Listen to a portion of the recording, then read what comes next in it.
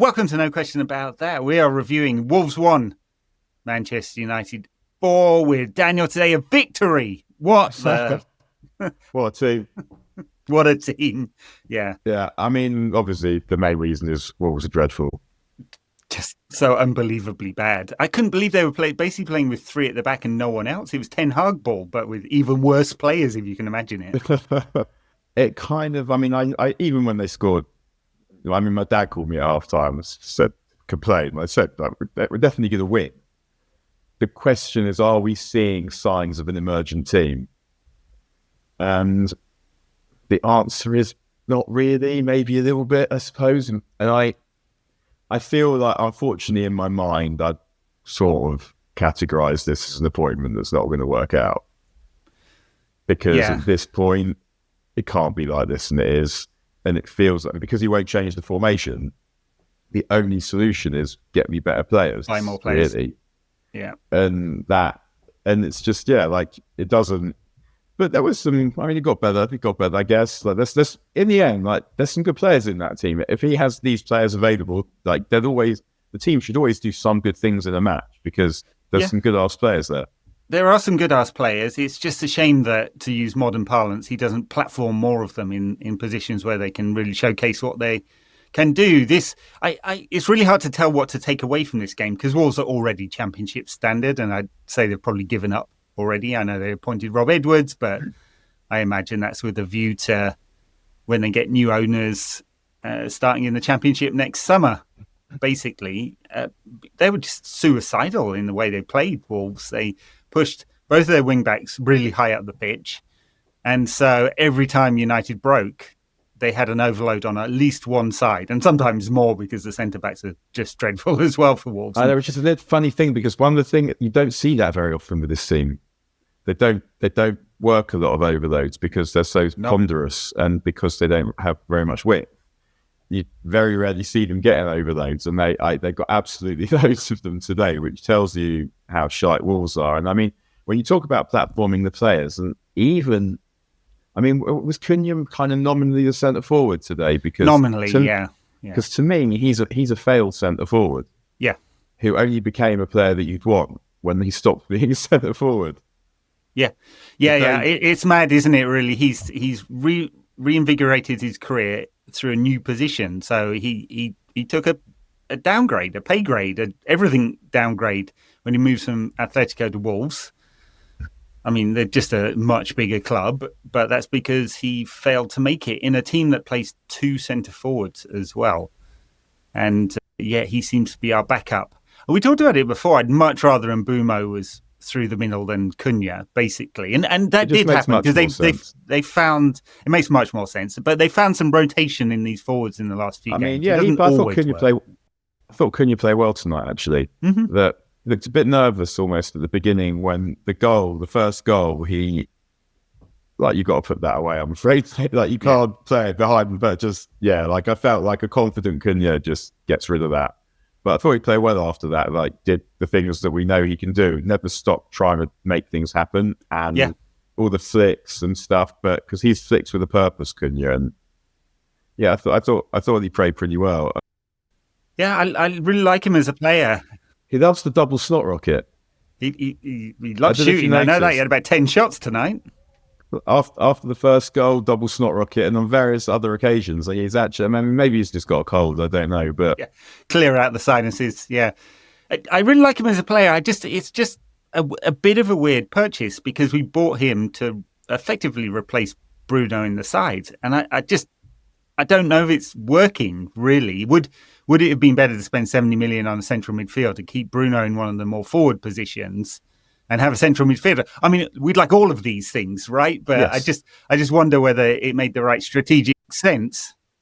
Yeah, of course. You're taking, because you watch Bruno tonight, and again, I feel like every time we say anything good about anything any United player did, we have to be about this absolutely disgusting football team that we played. But even today, didn't play that well tonight, but he still scores twice, makes chances, and he's just a creation machine. And even though we're trying to stop him from being one by taking him away from that area, it felt like on the one hand you could see replacing Bruno a bit more physicality up front, but on the other hand, he's still here, and we've got some other dickheads that definitely need replacing before him. Most certainly. I think if you'd have offered me a choice though between Cunha and Mbeumo at the time, I would definitely have gone for Cunha. He's someone I guess I'd watched and thought I'd like him, and Mbeumo was someone I'd watched and thought was good but didn't covet. But I guess if it was Bruno playing there, you'd want a bit of pace. Yeah. Well, let's talk about some of the goals. I mean, the first one's just a ridiculous piece of defending. I mean, what is he doing? I mean, when you're caught napping by Casemiro. And it felt like it was so obvious he was sneaking up on him. Do you know what I mean? It was like a dad like doing it with a child, like big footsteps. He's behind you, Panto style. Yeah. I mean, he didn't even properly press at first, Casemiro, because I think he just assumed that the guy's got so much space to play the ball backwards, but he just didn't do it. And Cunha made a faff of the pass behind Bruno. Bruno falls over and still scores. I mean, it's just comedy all round. Yeah. I guess Bruno did well to score from there. You could say that, I suppose.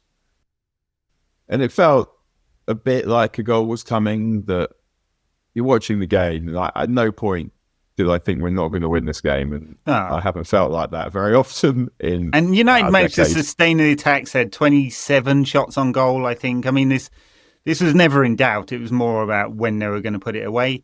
I mean, there was, let's say, an interesting reaction online after Wolves going at half-time. 1-1. So they haven't scored since October, by the way, Wolves have. And that's only their 8th goal in the league all season. But it was a bloody brilliant ball, first time volleyed cross. I don't know where that quality came from. Yeah, it felt like, and we said this, I think, sometimes you concede goals and you're like, there's not that much specific sometimes that anyone could have done when the opposition just go boom, boom, and it works. But the sloppiness that led to the throw that led to the goal was exceptional. Yeah, like plane crashes, multiple things have to go wrong all at once, and United managed to do that quite a lot. Our old friend, the consecutive errors goal. Yeah, I mean, it wasn't that. I didn't think it was quite that because play was restarted. But if they'd have scored straight from that, it would have been without the ball going out of play. Because I think that's against the rules. It would have been one of the consecutive error goals. I mean, talking of the defence, what did you make of Heaven? I thought he had a better game tonight without a lot to do. I mean, he had Strand Larsen, but they had plenty of cover back there because Wolves didn't throw enough players into forward areas when they got it. So he did all right tonight. He looked really nervous the other night, didn't he? He made a couple of mistakes early on, and Amorim was out trying to tell him to calm down and then hooked him at half-time anyway. So I thought it was a shame today that he didn't get the full game. I mean, why not play him the full game? Because I think that he gives you much more on the ball than De Ligt. And again, like I'm obviously prefacing it with that was a disgusting football team we played, but he does obviously have more passing ability and probably more carrying ability than De Ligt does. And I agree. Like I didn't want him to go off either because I thought at the time, when he was bringing on Yoro and Martinez, I'm thinking, oh, good, he's going to take off the 2 wide centre-backs. And I guess not what I think is our best back three, but if this back three could be our best back three, it would be a really good back three. It's all with the most range of things is like Martinez, Heaven, Yoro. If those players could all get good enough to be in our back three, they've got the best footballing ability to then elevate it to something like what the manager wants. In parentheses, I know what the manager wants is unobtainable. It's not going to happen ever. But if it were to, those are the guys that I feel like I would have the best chance of making it work. Yeah, I do agree with that. Passing on the ball, the ability to play out of the back, we might see a bit less hoofball. Speed to defend the challenges, speed to defend the channels. Yeah. And when Martinez came on again against an absolutely disgusting football team, the way that he was moving the ball, you could see was very helpful to what this he's just much more deft in the way he moves the ball than Shaw. Yeah. I mean, Shaw's comfortable on the ball, but range of passing isn't the same. I wonder whether we won't see quite a bit more of Martinez in the second half of this season on the left side with De Ligt in the middle. He does like a box defender in there. I think Amorim, although De Ligt obviously doesn't have the passing range of the other two. The question on the right side, since Yoro's been dropped after, I guess, a few challenging games, that'll be an interesting. Mazraoui's come in after not playing any games in the beginning of the season. He gives you comfort on the ball, ability to invert, push into those midfield positions, which in the absence of an actual midfielder in making up the third midfield position is what we have to do with. Isn't it? He wants the outside centre backs to be the playmakers, and then so people doing not what they are, and then he wants the players that are midfield players to play in midfield. It's a strange do, it really is, and the problem that he has is he doesn't, when it's not working, he doesn't have options. Yeah. His only option is changing personnel, and he doesn't, as it happens, have options in his squad really very much. But even if it's always like for like, it's not systemic changes either. That's what I'm saying. It's always going to be a version of that, which is why it almost I feel more confident in saying I don't think this is going to work, because he's not going to change anything. And I don't think that the thing that he's asking them to do is probably exactly achievable and be achievable in the way that he's asking them to do it. Yeah, I mean, the sporting sides in Liga NOS, is it? Primera Liga, just were able to bully their opponents, and just never going to happen in the Premier League. Maybe a game like tonight, but most of the way down the league, you're not going to out physical anyone, and it's got to be tactical and technical. Tactical, we're giving up so much. And I was thinking, which two midfield players would I want? And I was thinking, well, what if you had Keane and Vieira? And then it was like, okay, but like, if I could, I'd have Scholes as well. I'd have all three of them, because I want fucking three midfield players in my football team. And almost all the good ones have that. Yeah, the irony is, most top teams around the world will play some variant of three in midfield. There are obviously variants. And more men in there to try and make overloads. There's more men in there, and they'll play some variant of a defensive/destroyer, a playmaker, and a linker, a connector, right? So, if you look at Modric, Kroos, and Casemiro at Real Madrid. Defender, linker, playmaker. If you had that at United, you'd have Casemiro, Mainoo, and Bruno. Defender, linker, playmaker. And you wouldn't have fewer attackers either, because you wouldn't have fewer attackers either, because you wouldn't have that fucking extra centre back or wing backs you'd have.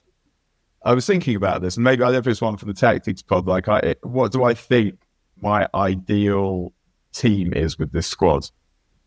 Like, I was kind of thinking, what's my 3-4-3 team or whatever, 3-4-2-1, and but actually, I'm picking a 4-3-3 team, obviously.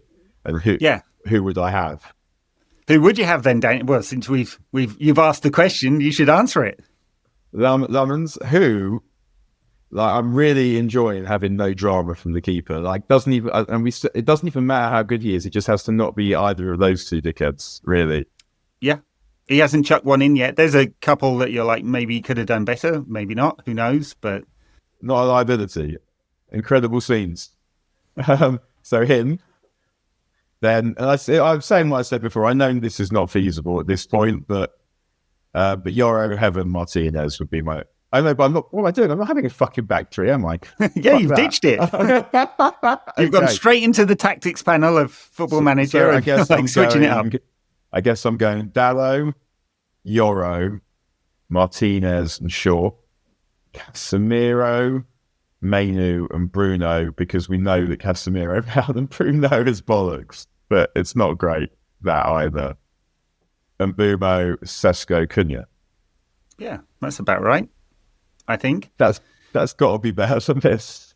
You did have Dallo in there, though, mind you. I mean, is he a better all-rounder than Mazraoui? Okay, I'd happily. I've gone Dallo because I want a bit more physicality, I suppose. But I'd happily have Mazraoui. Yeah, I mean, yeah.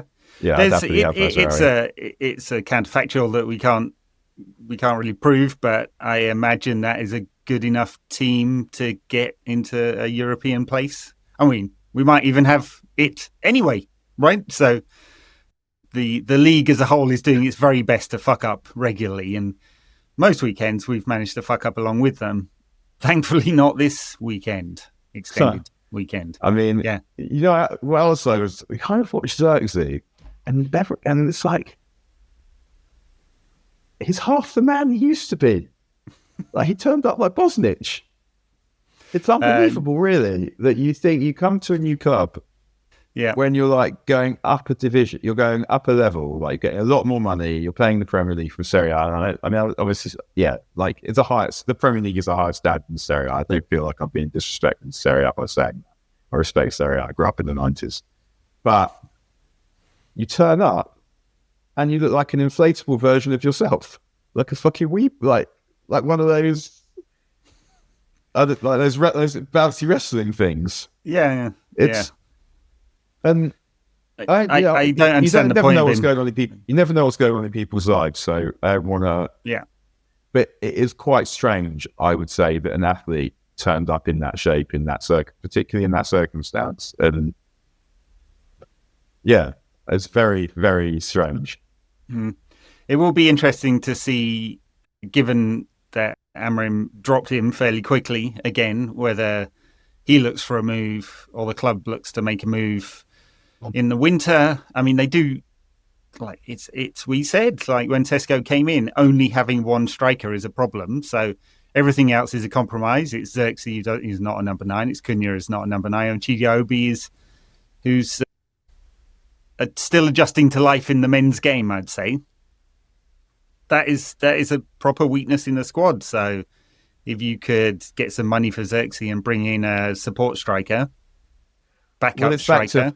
What we talking about in the tactics pod last week is, are you buying a similar profile, or are you buying someone who gives you something different? Because Xerxes gives you something different. If you want someone you can play instead of Sesko and fits into this very rigid way of playing that you have, then it would make sense to sell Xerxes and try and buy. I mean, the problem is like, who are you buying? Because if it's someone who you're going to put behind Sesko, then you can't buy someone who's 3 or 4 years older, really, can you?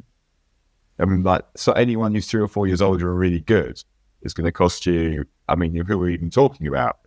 Almost no one in the world game. So, right. Are you then buying someone who's younger than Sesko to take the burden of Sesko? I mean, I guess you're giving yourself another option at least. Yeah, where is Odion Ighalo when you need him? And like, it's quite hard to know who you buy, because if you buy someone you think is going to be brilliant, then I guess you've got competition for places, but you're only ever going to play one striker. Yeah. So, or are you looking for someone who can play a bit in behind? I mean, it's just there's so much wrong. It's challenging. It's just a big gap in the squad. What did you make of United's second half performance? Because they did come out with a bit more intensity, I think. It was better. Yeah, it was better, but again, the opposition was so poor that you can't read anything into that. And I mean, we know that they can do it because, I mean, obviously everyone beats Liverpool, so you can't think too much about that one. But they put it on Brighton, who are a good team, who should have beaten Villa the other day. So, but they can play well, but it's really hard. How do you change the inability to be intense all the time and the lack of bollocks to take control of the games? Because if you think about who the players are, right? So there's the players that we bought. So Sesko, Cunha, and Bruno. Are we saying it's them? Not really. And then you go, well, it's not Bruno or Casemiro either, is it? So then, and it's not the list. So it doesn't leave you with very many people, which then it's like some kind of invisible malaise that just infects the whole fucking club, because you can't put your finger on it, but yet you see it, it's there. And it's just somehow as a collective, like, they're wet. And we've been saying this about so many of United teams for so long, that also sometimes had decent players in them. But as a collective, they're insipid somehow. They're insubstantial. They're weak. They're tame. And how the fuck do you change that? Yeah, it's if you brought in a coach. Not that I'm saying I'm advocating for a change, or I like you suspect this won't work out, but we'll let it run its course and all that. But if you brought in a coach who's like famous for intensity, if Conte was parachuted in tomorrow, right, and he demands intensity, would the players respond to that? I presume so, right? They're all athletes that have sacrificed a lot to get here. And look fit. They're in shape. Are they not fit? Is it the way they're trained? Because they've been doing full match training in the midweeks that we don't have games. Yeah, it's confidence as well, I think. Confidence, understanding of what they're supposed to be doing. Assert yourself. You'd rather sit off and give yourself time to recover than engage. And you see it, the West Ham game, right, where they bottle go for a second goal, which they didn't do tonight. But again, they were playing a disgraceful team. So, but they don't have the confidence. It's obviously the confidence breeds confidence, but how do you get in to get the confidence breeding the confidence? Do you know what I mean? And they don't believe in themselves exactly, really. And we've seen that be the case with numerous managers, with numerous squads, all with different ways of doing it. And then when it comes to the time you've got to go over the top, and we saw it with Ole as well. Do you remember? Was it Sheffield United or someone where we'd go top or put pressure on City to win, and we have a shit team at home, and they completely freeze. I can't remember. Was it Sheffield? I can't remember. I think it was Sheffield United. It was a terrible team at home, and they just couldn't do it. Yeah, I mean, there's this thought that the shirt hangs heavy, and Amorim's talked about it, and others, and so on. And I think Amorim talked about Cunha, like him feeling the pressure to score goals, and him feeling it a bit too much. And there was some of that tonight, right? You know, every time he got the ball, he shot. Clearly keen to. I don't know why Wolves fans are booing him. What do they expect? So, and he kept them up. Yeah, pretty much. Yeah. So I mean, I can see he should feel the pressure. That's fine. It's about. I actually thought today he did a good job of not particularly letting the pressure affect his performance. I thought he played well today. He didn't kick anyone off. I expected some intensity from him. He's someone also, right? He needs a lot of the ball, Cunha. So he takes risks. You need to get Bruno. You need to get him on the ball a lot. And we're not that good at that, because we're not that good at getting on the ball in dangerous areas. Often, like there'll be games we have a lot of the ball, but it's all like the keeper and the centre backs or whatever, the wing backs, and we struggle to get him on the ball, and he needs a lot of it. And today he got a lot of it, so he looked like a fucking good player, because he is. But you're asking, what do you make of Mason Mount? Because he's a good player. He had another good game. We know that. Yeah, we know he's a good player. We knew he was a good player when we signed him. He's now fit. Someone gives you a good problem that balance of the team doesn't work with him in it, but it sort of does work with him in it, because it gives you a bit more midfield control, but it gives you a bit less up front. And he's a good player. He's one of the few that is platformed by this system. I guess it's. I think we said at the beginning of the season it should suit him well. And I think he does. I mean, he had something. It's just, you're right. You like in a team that doesn't have enough attackers in it anyway, to use one of your three forwards as a midfielder whose historical output is not that awesome. I know he's got a couple of goals this season, but generally speaking, 3 and 5 starts or something. But maybe it's the case that this system allows him to do that, I suppose. Yeah. But the version of this team that goes on to challenge for titles, he's not a starter ultimately. And yet, the team sort of does tend to look better when he's in it. Because we should do an exercise one week when we have no football in it, and pick our squad for 2028 when Big Sir Jim and Omar Barada have told us we'll be winning the league again. Yeah, we're in the league then. Well, I mean, who of the current squad will be in it? I want him. I'm happy for him to be in it. He's a really good player.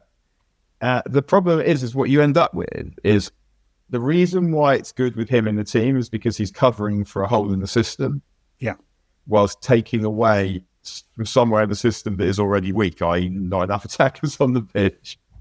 I suspect in 2 years' time, if United are the wheels haven't fully come off and they are challenging, that there'll be 10, 12 more players of the current group squad that won't be at the club anymore. I don't think that's an exaggeration. They're going to get good. They've got to get rid of the players that aren't as much as exactly. Can. Yeah. Very, very true. Yeah. Next up will be Bournemouth, which will Monday night again, isn't it? I think. Yeah, it's a killer, that. Jesus Christ. I mean, just talk about the most unfriendly fixture scheduling you could possibly get. Well, unless it was on a Boxing Day or something, yeah. We're not playing on Boxing Day, are we, though? No, we've got Newcastle. Is it Newcastle on the 27th? I can't remember. It's got Newcastle around then. Yeah. Because it works. I think it works quite well for Sky. I don't know if it's for us to be the only game on one night, because that's the way of getting the most eyeballs. Whereas if United were on eyeballs, on like one of those multiplex nights, then the eyeballs would get, would go in various places at the same time. But Bournemouth should be a good test, because they'll make it. I mean, they're not playing particularly well, or at least they're not on a good run. They'll make it physical in terms of how hard you've got to run. Very much. But in doing that, you do need spaces, particularly for the bug swatch. Yeah. They're one of the few sides in their division that plays more long balls than us. So very direct, very intense pressing. I think they're right at the top of the pressing metrics as well. And United are somewhere in the middle. They do leave a lot of passes before they press, but when they do, they are better coordinated, I'd say. But yeah, it'll certainly be a test, I think, of our ability to match a team that will be intense. And they won't do a Wolves, which was just leave acres and acres of space for us to run into. So that's why, like a game like today, you saw United playing forward balls quickly. And it's not long balls, it's just direct passing. What Opta would call a long ball, but it's not a hoof. And it worked really well because there's acres of space to run into. I'm sure that is not going to be the case next weekend, Monday. Well, Bournemouth, they do sort of like to get a cage over one side. Like they go all out trying to win the ball. So they force it down one side, yeah. They do, like, if you can get out. That, I mean, we don't really we don't have any wingers, obviously. But if we did, that would be helpful. That'd be top, yeah. If you could find that would be good for them. But yeah, it's something else like that kind of don't enjoy about the system, I guess, is no wingers. And the two wide, like you've got Ahmad, who is a winger. And I mean, coming inside on his foot, which, I mean, Ahmad sort of has to come inside on his good foot because I'm not sure he's fast enough or strong enough to get on the outside. But we don't have anyone trying to get on the outside, which makes the pitch small, which is hard when you're trying to get past defences. It is. I think that's one of the other reasons we're being quite direct this season. I mean, Amorim talked about stretching the pitch, didn't he? So you've got to try and make it big somehow, and it's certainly not through width. With United, I wrote my Substack piece over the weekend on this because it feels like whatever the results that United are getting, and obviously, a mixed bag, shall we say, that this doesn't fit with any kind of sense of what United's identity is, not just formation, but the way we're playing. It's either prosaic and this kind of pointless possession recycled back across the back three and then back again and then hoofed, or it's hoofed and none of it. And there's no academy players in the team at all, and none of that feels like it's a good fit with United tradition. I suppose it doesn't matter if you win; everyone will like, "Oh, so what?" You just move with the times. I mean, I think we've been quite honest in terms of the way that we've discussed Mainoo in particular, who has some amazing things that he's good at. Then you kind of think, is the package good enough currently? Because you're trying to make a case for why it isn't, I guess, because you're trying to understand what the manager sees. And then at the same time, you're like, well, he's basically not played for over a year now. Mm-hmm. And that isn't right, given how wank the results have been. But even if they'd have been good, I still have been saying, this is a player with talent, we need to try and develop him. And we're not trying to develop him. No, not at all. Yeah, you can make shit. And it's been shit. And it's been particularly shit in his part of the field. Yeah. And so, yeah, that is, I do find that an annoyance. And even though I understand why he doesn't fit this formation, again, it's also like, Why are you so why be so inflexible? But there's no fucking evidence to say that your way of playing is a way of playing that is so good you shouldn't be flexible. And I know that he'll be like, well, it's not about the formation, it's about the principles. But no, well, it is about the formation, because the formation governs who gets picked for the team. Mm-hmm. Then fine, you could say what they do after that is because the principles are shit, not because 3-4-2-1 itself as a formation is shit. I can buy that. Your formation shit and your principles are shit. There's no evidence that this is some almighty elixir that leads to winning the Premier League or winning the Champions League. In fact, it's almost the fucking opposite, because everyone that does it isn't doing that. So you say that your system is this genius system that no football genius has ever come up with before, because it's quite rare that you sort of see formation tweaks that you think you haven't seen before. But if you look at the people that do them, so talk about I don't know if Guardiola was the first to invert the fullbacks or whatever, but let's say he was for a second. Yeah. He won while he was doing it, and before he did it, he did something else, and he was winning doing that. And now it looks like he might be starting to win doing something slightly different. Mm. And this is someone who is renowned as a footballing purist, with obviously footballing principles, if lacking principles in some other areas. And then you've got this Ruben Amorim guy who's like, no, it's got to be like this. Mm. Why? Because that's what I know. Okay, but could you know some other things? Do all the other coaches that have ever lived and been successful know some other things? Mm. And the answer seems to be no. And that seems to be a crock of shit, which I see mainly reflected on the pitch. And I'm saying this obviously after we've run 4-1, because it's just, the build-up of shit just feels like, I mean, I think mentally I sort of myself half the way checked out after the Fulham game, which was right at the beginning of the season, because it just felt so similar to what we'd seen before in not just in the way that United were playing, but sort of the mentality of the players. So it's like, okay, it's going to be a season like this. And now they get a little bit better. I guess they play well. I enjoyed the Liverpool game. At least that was entertaining. It was fun. And they play well against Brighton. And then it gets wank again, really. And it's wank for all the same reasons. He's not going to change the formation. He's not going to change how he puts the players into the team. Doesn't seem like he's really changing the principles either. So just back to that. If we get you better players, it will make the team better. But what are you waiting for to happen with the players that are playing now? Because it's the you think that it's not the system, so it's the penny has to suddenly drop, right? Except why would that happen now, having not happened before? Mm. It won't. I find the psychology, like how he's thinking about it, like I don't get it. Mm. No, I think you nailed it on the head there.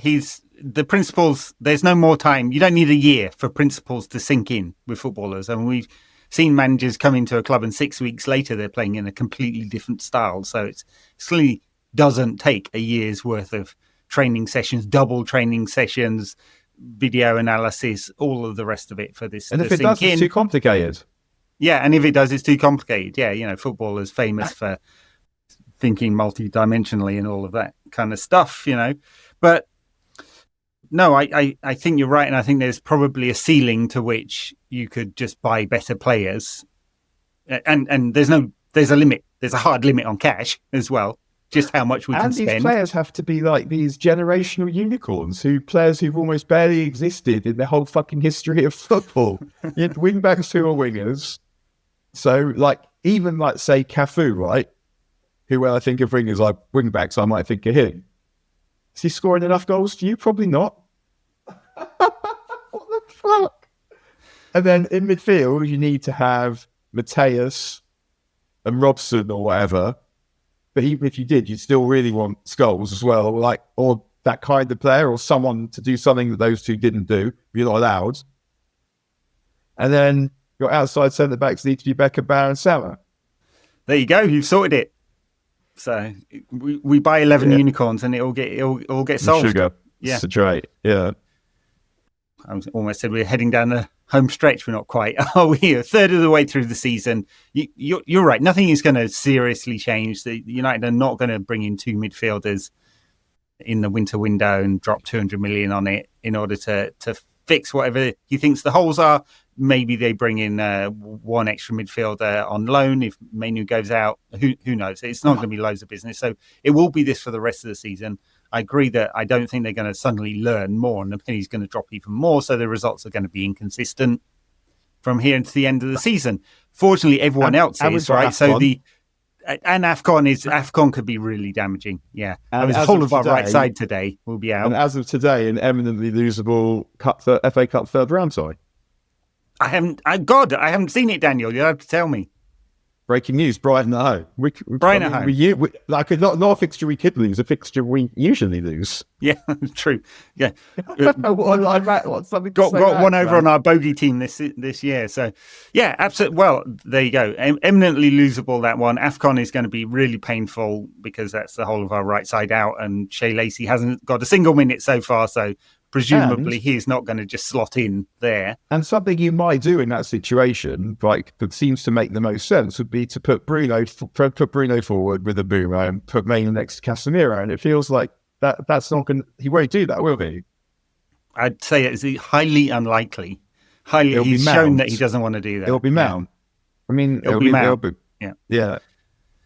Yeah. So, I mean, it may be only a few points in it. That's the thing. The difference between a Europa League spot and no European football at all. I mean, I take no European football at all ahead of the conference, I think, just because that's basically going to cost you money. You have to get a bigger squad for it. And it's also just a shame on you every It's just so embarrassing. It's just absolutely shame. Thursday night going away to the Lithuanian third best side and losing, that kind of thing. But a lot of fun for people who are travelling. But a lot of fun for people travelling, yeah, absolutely. I mean, the thing is because every team from sort of about 4th to 14th is not really good, but has good players. And so any of them can be any of them more or less on any day. And none of them are good enough to be consistent enough to put away. And we have, during AFCON, we do the fixtures are not terrible, are they? There's like Villa away, but otherwise it's Wolves again and some other shite, forget who. Newcastle, I think. Like it's not dreadful. We do need to make fucking sure we don't get knocked out of the cup though, goodness me. Yeah, I mean, just think about what a dire second half of the season that's going to be with no midweeks at all. Fighting to not get into the conference. I know. I mean, I really like the conference as a competition. It's been great to expand European football to more teams, but it's just really bad for teams like Manchester United. For us, we shouldn't be allowed to be in it. I think that's like if you've won a European trophy or something, you shouldn't be allowed to be in it. It's a complete nonsense. But we're not like we shouldn't be worse than Chelsea. And when we played them, we weren't. Because our best level is good enough. Is good enough to finish 4th. Mm-hmm. We can't hit it very often, and our worst level and our modal level are obviously obscene. We should be able to get into the Europa at least, really. And that would be acceptable, I think. I guess we did at least score 4 goals today, and we looked like we were trying to. Like we didn't sit off at 2-1. I mean, we sat off a little bit, but then we were still, and we did sit off a bit of 1-0 as well, but we were still trying to score at the end. I was looking for that after he substituted 2 centre backs and then also Dalot. So 3 defensive changes and Casemiro. 4 defensive changes. I was looking for the drop off, and it didn't happen today. Most of the time, it does. Well, if you don't bring on Shea Lacey in that situation, you're basically saying he's just an ornament. Yeah, he's an ornament. Yeah. And maybe or maybe not, he gets some time at AFCON, but I think they will patch things together with the players they've got rather than do that. It feels unlikely, doesn't it? And the way he speaks about him, he's not really effusing, is he? And he's not effusing about any of the younger players. So is he saying they're not good enough, or is that just his way? I genuinely don't know the answer to this. But I guess it feels. I don't know, like he's someone who you would think his man management would be quite subtle and different for the different people. It doesn't really feel like that, does it? Well, I think publicly, and he's been pushed a little bit by the press who've started asking him some more pointed questions. I mean, Carl Anker asked him the one that he got really annoyed about Kobbie Mainoo in the press conference. What was the question? I didn't hear it. What was the question? You've talked about Kobbie, but he never plays, basically. And Amorim was sort of, well, you're saying that. You're saying he's good. Maybe you want him to play, but I have to pick the team. And he's just a little bit tetchy. It was a bit weird. So he's normally, at least in the first few months at the club, he was kind of happy to go along with all the interviews, and he would just give way too open questions. And maybe he's feeling the pressure a little bit. But look, is it a surprise that he doesn't trust some of the younger players? None of these players have grown up in systems that look anything like this, right? I mean, Shea Lacey's probably one of the closest because he is outside to in kind of forward, isn't he? You know, and it's a good analogy to Brian Mbeumo. Obviously, zero experience in the men's game, Lacey, so you wouldn't expect to drop him in there and him to be at Mbeumo's level. That's unfair, but there's not many of them would obvious fits for this system. It sort of just feels like if you're already putting him in the squad, then I don't know, like, they're just, the way that you speak about him, I'd just be more inclined to be like, if you don't think he's ready, that's fine, but say, like, he can be a top player, blah, blah, blah. Like, it doesn't feel like if you were Shea Lacey and you saw any of what he said, it would make you feel better about yourself than you did. And you don't always have to be gassed up to feel like that, but the best managers do make the players feel 10 feet tall. And I think with some of the younger players, you want to show them that there's a pathway. Otherwise, they go elsewhere. I mean, everyone's looking at JJ Gabriel, who's an unbelievable talent. The guy's fucking ridiculous. The amount of times he's playing under 18s football, age 15, and he already looks a level above. Technically, physically, not so much. But you want to show him a pathway because 2027 he can walk away for free. And I mean, I kind of get the feeling he's not going to play for United, I think. Yeah, but I mean, if you've got, let's see, like, coming back to Kobbie, if you've got Kobbie in the squad and he's not playing, it's a signal, isn't it? You know, they won't have played together because Mainoo's obviously, I mean, 6, I 7 don't know years if it's older. that. But, I think it's more like, if United are going to be good enough. There's that too. I think it's more that if he gets an offer from Real Madrid, let's say he's good enough to go anywhere and he gets a massive offer from Real Madrid or whatever, then yeah, I would be particularly surprised if he went there before he'd even played for United. Every director of football across Europe knows about this kid. So, you know, you can throw away some of the press commentary about it. I saw Luckwurst wrote a piece for The Sun the other day saying Barcelona were circling. It's none of this is new news or anything like that. But you want to show these kids that they've got a chance of getting to United. Otherwise, they will go elsewhere. I mean, we benefit the other way round, right? The pitch to Aidan Heaven, Chido Obi is pathway to the first team. And I mean, so they both left Arsenal. Played, I mean, but I think, I mean, it's a thing. It's a funny thing, isn't it, with Chido? Just because, I mean, I haven't been particularly impressed when I've seen him, really. I mean, he did look more dangerous than Højlund when he came on in the first team last season, but it wasn't like, oh my God, this kid's mustard. It didn't feel like that at all. If I'm honest, I haven't really felt like that watching him play age group football.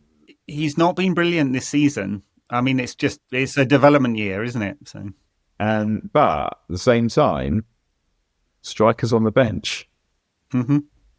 Except this manager won't. There's no need for it because you only ever have one striker on the pitch at any one time. I mean, it's fucking mind-boggling, really, isn't it? Did you catch? Before we leave, did you? The 1999 Champions League final. He's got probably just like fucking Sheringham on. Yeah, can you imagine? Did I? Fergie, I wonder what Fergie would think because he was just the ultimate gambler. Just knew when to gamble. Never had any fear about it either.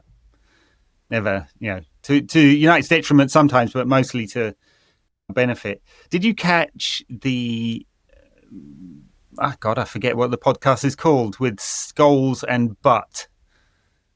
I mean, it's not. I mean, I see. You see the clips, I guess. It's one of the overlap family of not stick to football, one of the other ones. Good football, bad football, I think it's called. Anyway, they're talking about Kobbie in there. I always think that, but of the ex-United pundits from that era, right, or stretch the era out a little bit, most of them are terrible. Yeah, I really don't like most of them. I always think he's the most sort of head screwed on kind of, and he's not a regular pundit. Maybe that's it. He doesn't feel the need to have to make it clippable. But he was talking about Kobbie Mainoo, and he was like, if I was advising him, and I'm not, but if I was having a coffee with him, I'd tell him to go to Chelsea. Not the one I'd pick, honestly. I don't know why exactly. Yeah, I mean that's somewhere I would say definitely don't go there. Like they've got not stable and a lot of players for his position. Yeah, and they move players around all the time. So I suppose if you want to be moved on in 2 years' time for a profit, that would be your place. But that is kind of, I mean, like where, he probably where would he go in England? I mean, really, like which are the clubs that he would go to would buy him? Newcastle could do with an extra midfielder, I think. I mean, he's more technical than Joe Linton. Joe Linton's not having a great season. Spurs could definitely do with another midfielder, although. Do you want to go to Spurs? You can right now? Yeah. I mean, it seems like if he's going to go anywhere, it'll be abroad, and that's his preference. And just wait it out to see whether this manager is here for the long term or not. Yeah. All righty. I think that's probably it. You can catch us on patreon.com. We did last week. We did one on the World Cup. That would almost certainly get me deported, but it's behind a paywall and I haven't seen the State Department signing up yet, Daniel. My Substack's at nqatpod.substack.com if you want a newsletter. We are on the socials. You're not really on social media anymore, Daniel. I don't see you posting on Blue Sky. I haven't posted anywhere for months. I'm tried. Yeah, I guess I think I've said this before. I got banned from Twitter a while, like for posting YouTube things years ago. And that was a hard stop, obviously, almost. I mean, I had like the United Rewind account, but I wasn't really tweeting general shit talking on that. So that was I had quite a long time where I was more or less off it. And then it came back and it was around the time it started to feeling different, Musk and all the rest of it. So I was kind of like, well, I'm going to stop posting on this. And then I got hacked. And then I guess it doesn't feel something. I guess I didn't feel like it was something that felt particularly good for me. Yeah, I agree with you. I hate it. So I don't engage that much on Twitter these days, and I don't get into arguments with people because it's just pointless and not good for your mental health. But if you don't rage post consistently, you don't get any engagement on there. And it's the same with, funny enough, I've been thinking about this. If anyone out there is a YouTube expert and understands how this stuff works, drop me a line.